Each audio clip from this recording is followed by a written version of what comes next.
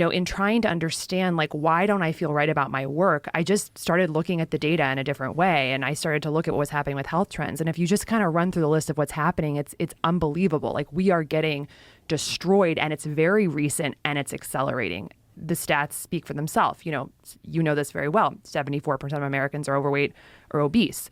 50% now of American adults have type 2 diabetes or prediabetes. These were diseases where there was 1% of Americans in 1950 had type 2 diabetes. Now it's 50% of Americans have prediabetes or type 2 diabetes.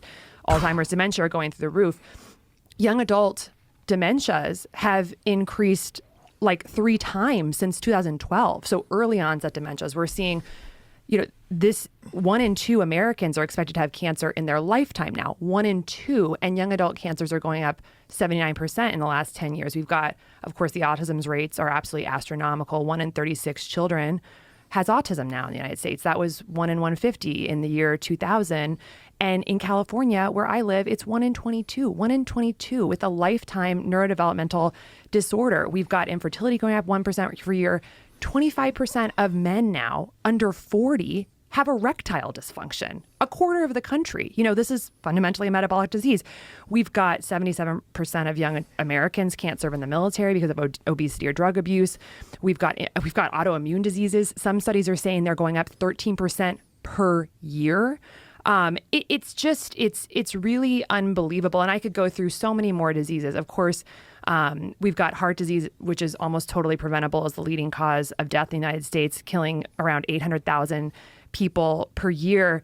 And I think as I kind of just looked around, and again, these are just statistics, I started trying to put the pieces together. Why is this happening? Why are these all going up all at once? And that led me on what is now a 7-8 year journey, ultimately leaving the surgical world, putting down my scalpel forever. Because what I realized is that when you go to the science with a root cause perspective, you go back to PubMed with a slightly different perspective, not how do I treat these diseases once they emerge, but why are they happening?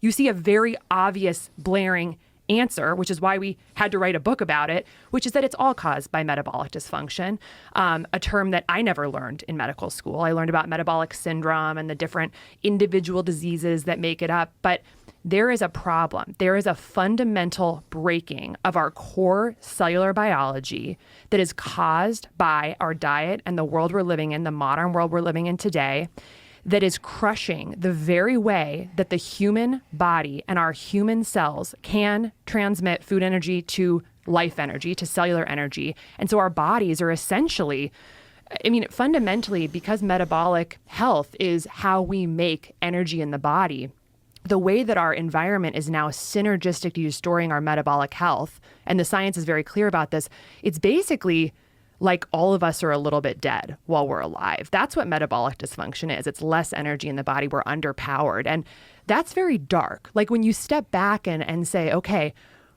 this is clear from the research, and I never learned it. I didn't learn it at Stanford Medical School. I didn't learn it in my surgical residency. And we could fix it. We could fix it really quickly if we all popped up and woke up and looked at the data and put pieces together. But of course, we're not trained to connect dots. That's not our job in medicine. We are trained to follow algorithms and to be reactive.